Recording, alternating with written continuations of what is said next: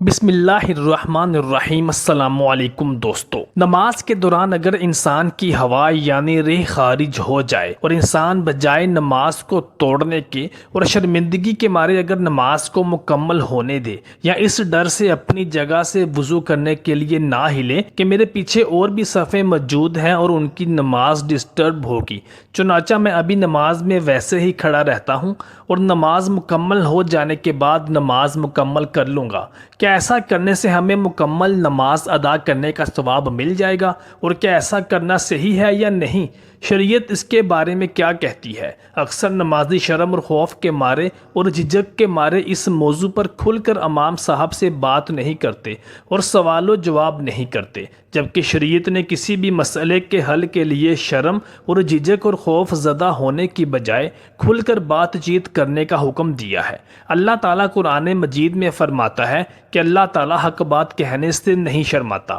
محترم ساتھیوں، انسان کی ہوا کا خارج ہونا ایک فطری عمل ہے، یہ انسان کے قابو میں نہیں، اور جدید میڈیکل سائنس بھی یہ کہتی ہے کہ زبردستی ہوا کو خارج ہونے سے روکنا انسان کی صحت کے لیے بھی نقصان دہ ہے، اور اسلام نے بھی ایسا کرنے سے منع فرمایا ہے کہ زبردستی ہوا کو خارج ہونے سے روک کر نماز ادا کرنے سے نماز مکروہ ہو جاتی ہے۔ قرآن مجید میں کئی مقامات پر نماز کا حکم ملا ہے، اور اسی مقامات تو ایسے ہیں جہاں پر صرف اور صرف نماز کا اللہ تعالیٰ نے حکم دیا ہے۔ نماز جیسے اہم فریضے کی ادائیگی کے لیے باوضو ہونا اور دوران نماز باوضو رہنا نہایت ضروری ہے، اس لیے ہم وضو کر کے مسجد میں نماز ادا کرنے جاتے ہیں، کیونکہ وضو کے بغیر نماز ادا کرنا ثواب کی بجائے گناہ کے زمرے میں آتا ہے۔ اس لیے ہم جب بھی مسجد میں داخل ہوتے ہیں تو باوضو ہوتے ہیں۔ نماز کے لیے ضروری ہے کہ ہم جس جگہ میں نماز ادا کر رہے ہوں تو اس جگہ کا پاک ہونا بھی بہت ضروری ہے،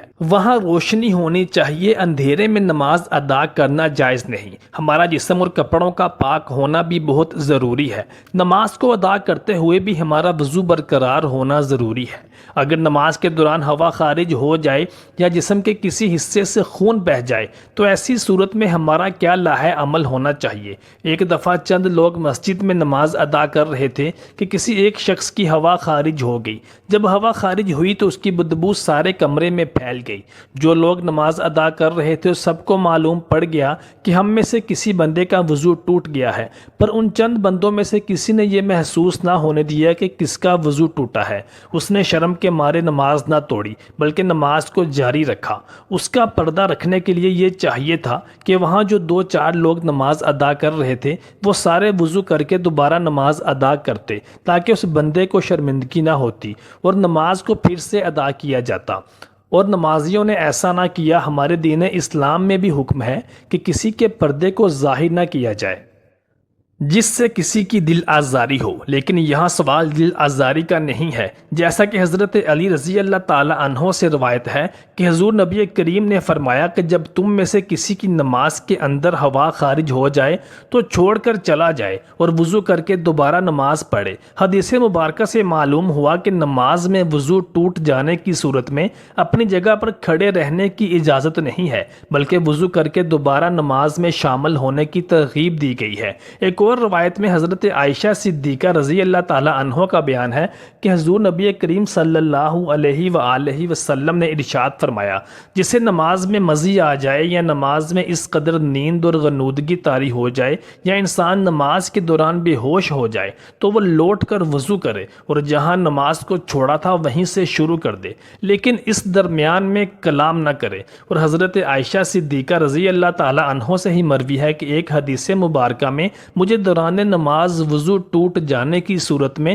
صفوں سے نکل کر جانے کے بارے میں بتایا گیا ہے۔ نبی اکرم نے ارشاد فرمایا، اگر کوئی نماز میں بے وضو ہو جائے تو وہ ناک پکڑ کر علیحدہ ہو جائے۔ حدیث سے واضح ہے کہ اگر کوئی مسلمان بھائی با جماعت نماز ادا کر رہا ہے تو اس کی ہوا خارج ہو جائے تو وہ پہلے صف میں کھڑا ہو یا دوسری صف میں، اس کو چاہیے کہ نمازیوں سے الگ ہو جائے تاکہ اس کی بدبو سے دوسرے نمازی تنگ نہ ہوں، اور وہ دوبارہ وضو کر کے جماعت میں شامل ہو جائے، اور اگر کوئی رکعت رہ جائے تو اسے بعد میں مکمل کر لے۔ بعض اوقات نمازیوں کو وہم سا ہونے لگتا ہے کہ ان کی ہوا خارج ہوئی ہے، حالانکہ کچھ بھی خارج نہیں ہوتا، یہ شیطانی وسوسہ ہوتا ہے جو انسان کی نماز خراب کرنے اور اس میں عدم خشوع کے لیے پیدا کرتا ہے۔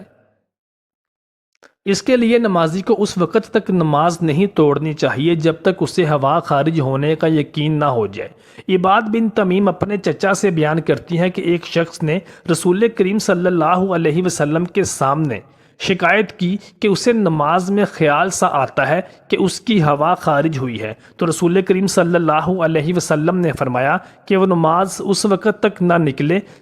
اس وقت تک نماز نہ توڑے جب تک وہ ہوا خارج ہونے کی آواز نہ سنے یا اس کی بدبو نہ پائے۔ حدیث سے یہ مراد نہیں کہ حکم آواز سنے یا بدبو آنے سے متعلق ہے، بلکہ مراد یہ ہے کہ ہوا خارج ہونے کا یقین ہو جائے، اسے آواز بھی نہ آئے اور بدبو بھی نہ سونگھی ہو۔ دین اسلام میں یہ حکم کسی جگہ بھی موجود نہیں کہ اگر نماز کے دوران آپ کی ہوا خارج ہو جائے تو آپ اپنی نماز کو جاری رکھیں۔ اگر آپ ایسا کرتے ہیں تو آپ ثواب کی بجائے گناہ کو حاصل کر رہے ہیں۔ نبی کریم صلی اللہ علیہ وآلہ وسلم کی حدیث پاک سے صاف ظاہر ہے کہ اگر نماز کے دوران آپ کی ہوا خارج ہو جائے پر آپ شرم کے مارے کسی کو یہ ظاہر نہیں ہونا چاہتے تو ایسی حالت میں اپنے ناک پر ہاتھ رکھ کر یوں نمازیوں سے پیچھے ہو جائیں کہ میری ناک سے خون بہہ رہا ہے۔ دوسرے سب یہ سمجھیں گے کہ اس کے ناک سے خون بہنے کی وجہ سے وضو ٹوٹ گیا ہے، اس لیے یہ دوبارہ وضو کر کے نماز ادا کرے گا۔ اس سے اس بندے کی عزت بھی رہ جائے گی اور نماز بھی ادا ہو جائے گی۔ پیارے بھائیوں، ناک سے خون بہنے، ہوا خارج ہونے، قح آنے، ان سب صورتوں میں وضو ٹوٹ جاتا ہے۔ اگر ایسا ہو تو نمازی کو دوبارہ سے وضو کر کے جماعت کے ساتھ ملنا چاہیے۔ جو رکعت باقی رہ جائے اس کو بعد میں ادا کرنا چاہیے۔ کچھ لوگوں کو یہ بیماری ہوتی ہے کہ ان کی بار بار ہوا خارج ہوتی ہے، ان کے ناک یا جسم کے کسی حصے سے خون بہتا رہتا ہے۔ شوگر کی وجہ سے پیشاب کے قطرے مسلسل گرتے رہتے ہیں، تو ان لوگوں کے لیے حکم ہے کہ وہ ہر نماز سے پہلے وضو کریں، پھر نماز ادا کریں۔ اگر ابھی وضو کیا ہی ہے اور نماز کے لیے کھڑا نہیں ہوا تو اس کی ہوا خارج ہو گئی یا اس کو قے آ گئی تو وہ پھر دوبارہ سے وضو کر کے نماز کے ساتھ کھڑا ہو جائے۔ اگر وہ ایسا نہیں کرتا تو اس کی نماز قبول نہیں ہوگی۔ یہ بھی یاد رہے کہ اگر اخراج ریح کا تقاضا ہو تو ریح کو بامشقت روک کر نماز مکمل کرنا مکروہ تحریمی ہے۔ البتہ اگر نماز قضا ہو رہی ہو تو نماز قضا کرنے کی بجائے ریح کو قابو کر کے نماز مکمل کرنا بہتر ہے۔ بعض لوگوں کو پیشاب کے ساتھ منی کے قطروں کا بھی مسئلہ ہوتا ہے، ادھر وہ وضو کر کے فارغ ہوتے ہیں اور ادھر دوبارہ ان کے قطرے نکل آتے ہیں۔ ایسے دوستوں کو چاہیے کہ اپنا مکمل طور پر علاج کروائیں، اور اگر بہت زیادہ بیماری شدت اختیار کر لے تو وضو کرنے کے بعد ٹیشو پیپر یا کسی کپڑے کو وہاں پر رکھ لیں اور اپنی نماز ادا کریں، اور جب نماز سے فارغ ہو جائیں تو دوبارہ وضو کر کے سنتیں اور نوافل ادا کریں۔ ان کی نماز ہو جائے گی، لیکن اس مسئلے کا مستقل حل اس کا علاج کروانا ہے۔ اللہ تعالیٰ سے دعا ہے کہ وہ ہمیں 5 وقت کا نمازی بنا دے اور ہمیں آقا کریم صلی اللہ علیہ وآلہ وسلم کی بے لوث محبت اور ان کا دیدار نصیب فرما دے، آمین۔